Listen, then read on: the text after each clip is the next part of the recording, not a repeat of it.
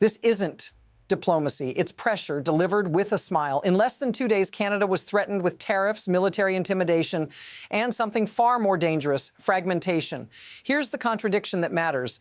The United States talks about alliance but behaves like leverage is the only language left. And this isn't abstract. This affects you because it shows how quickly powerful countries can test boundaries without ever declaring a conflict. On camera, Donald Trump laughed about trade with China and said Canada could lose ice hockey. It sounded ridiculous, almost theatrical.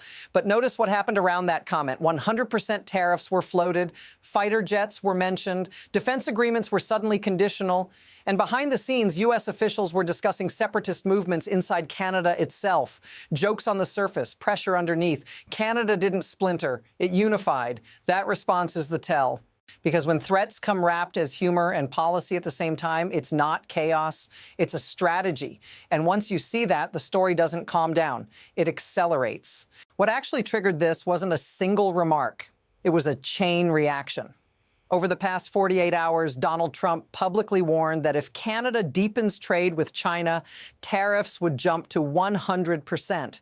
Then came another threat, a 50% tariff on Canadian aircraft, specifically Bombardier jets. On social media, Trump wrote that Canada had wrongfully, illegally, and steadfastly refused to certify U.S.-made aircraft and warned, if this situation is not immediately corrected, I'm going to charge Canada a 50% tariff. But here's the part that reframes everything. At the same time as those trade threats, U.S. officials were signaling pressure through defense, hinting that NORAD cooperation and F-35 access could be conditional. And simultaneously, U.S. figures were openly discussing Alberta as a natural partner and floating talk of a possible secession referendum. 3 pressure points. Trade, defense. Internal cohesion, that's not random overlap. That's a pattern forming in real time. So the real question isn't what Canada did wrong. It's why all of this arrived together all at once and what that combination is designed to force next. This is where the situation intensifies because the behavior stops looking unusual and starts looking familiar. Powerful states don't always apply pressure with troops or formal sanctions first. They normalize coercion step by step. First, it's trade. Then it's security, then it's internal politics. We've seen this pattern before, not as history lessons, but as lived tactics. Economic threats framed as fairness, military cooperation turned conditional, and domestic divisions quietly encouraged from the outside. In this case, the defense angle mattered most. The Trump administration signaled that if Canada didn't buy American F-35s, NORAD cooperation could be at risk. And that's not abstract. Canada relies on shared air defense. At the same time, U.S. officials suggested they could fly F-35s over Canada whenever they want. On its own, that sounds like bluster. But paired with trade punishment and separatist talk, it becomes something else. This is the normalization of pressure that shouldn't be normal.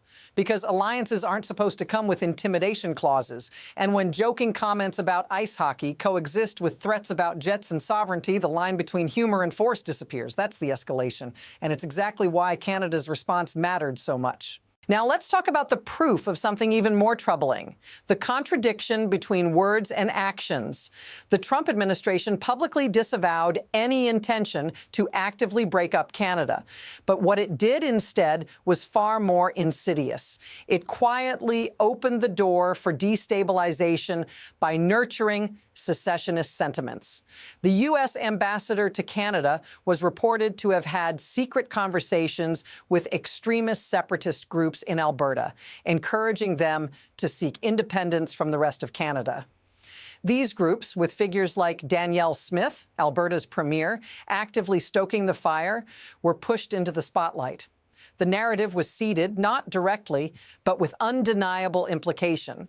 Alberta should separate, and the U.S. would be there to support it. This isn't just talk. It's the exact same playbook used by external powers in other parts of the world, including Russia and Ukraine.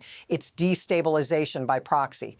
And that's where the contradiction lands. If you claim to support Canada, why actively destabilize it from within? Why play both sides? This isn't about policy differences anymore. It's a calculated move to create the kind of uncertainty where a country starts to crumble from the inside.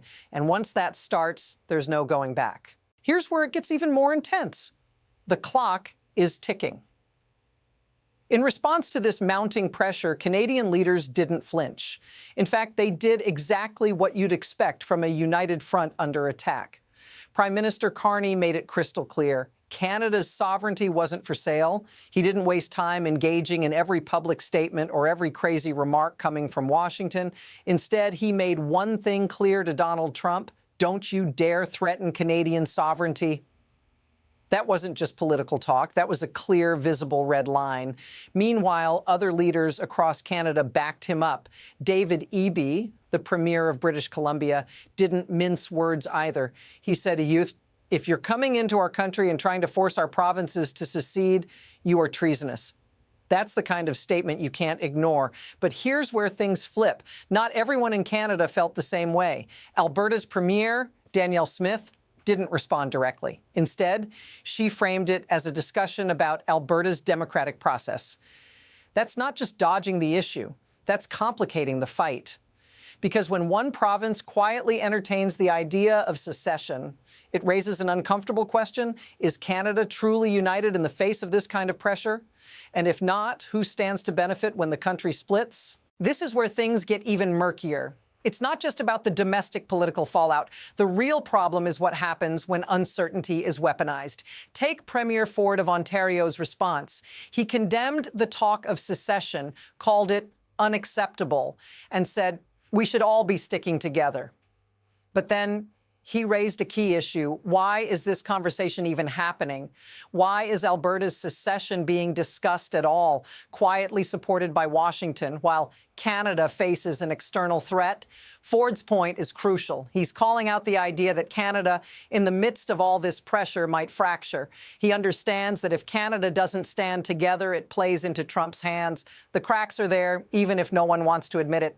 When Ford says, united we stand, divided we fall, he's pointing to something deeper: a national identity under siege.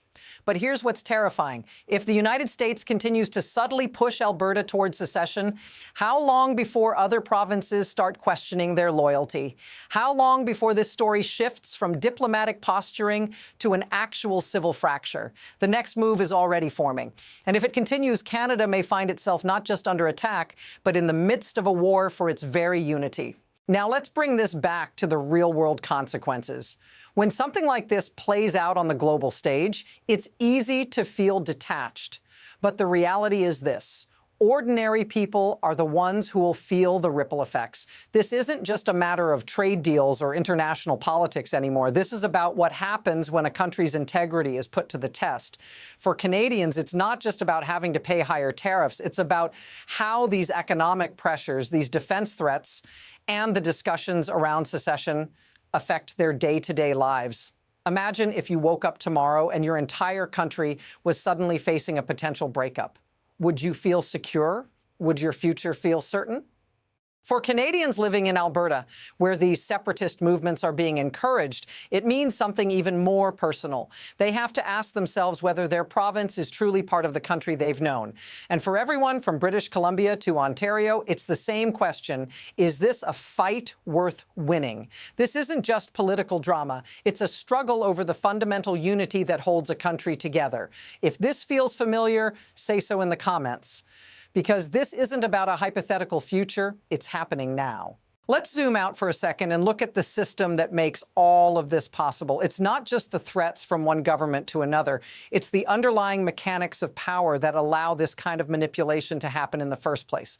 The U.S. didn't just try to use its leverage over Canada for trade. It exploited systemic weaknesses. Canada's reliance on the U.S. for military equipment and defense agreements made it vulnerable to coercion. The fact that Canada's F-35s come with strings attached, that they depend on U.S. maintenance and support, left Canada open to pressure. This is where the real danger lies. When countries become dependent on each other for military or economic power, that's when the leverage shifts from mutual cooperation to exploitation. The U.S. isn't just playing a trade game, it's playing a long-term strategy.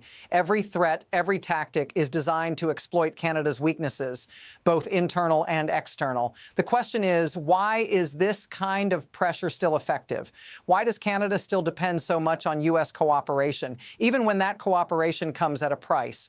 Because when countries like Canada become too reliant, they risk losing their autonomy in the process. This isn't just about trade deals or military jets. It's about the system of leverage that allows one country to dictate the terms of its neighbor's survival. The future of this situation isn't clear, but the direction is already forming. There are two possible paths ahead, and both are fraught with risk. The first path is the path of resistance. Canada stands firm against the mounting pressure. It strengthens its internal unity and proves to the world that its sovereignty isn't up for debate. The prime ministers rally around their country, publicly defying Washington, showing that they won't be intimidated into compliance. In this scenario, Canada might lose some economic ground. Trade deals might become harder to negotiate, and tariffs might rise. But in the end, the country retains its independence. The second path, though, is far more dangerous. Canada might begin to fracture. With certain provinces like Alberta potentially warming to secession, and with Washington quietly fueling these movements, there's a chance that the pressure could tear the country apart. If Canada can't maintain its unity, then the external pressure could escalate even further. And that might be exactly what the U.S. wants. A fragmented neighbor it can deal with piecemeal. The outcome isn't decided yet, but the momentum is building in one direction. One thing is clear. Canada's next move is already taking shape, and it's going to be pivotal. What path will it choose? That's the question that will define the future of North America. Here's the takeaway, and it's one that'll stick with you. The price of sovereignty isn't just paid in defense budgets or trade agreements. It's paid in how much a country is willing to endure in silence. Canada's response to these threats wasn't just political posturing. It was a declaration that its sovereignty, its identity, wasn't something that could be bargained with, not even for a price as high as a 100% tariff or a fighter jet. But here's the bigger truth. This moment isn't just a blip in the history of Canada-U.S. relations. It's a test for the whole world. Because what happens next won't just define Canada's future. It will set the stage for how global powers exert influence over smaller sovereign nations moving forward. The story isn't over. It's only just beginning. And the next chapter is already unfolding. If you want to stay on top of this and more, don't forget to subscribe and follow. We'll be right here to break down the next move in this high-stakes game.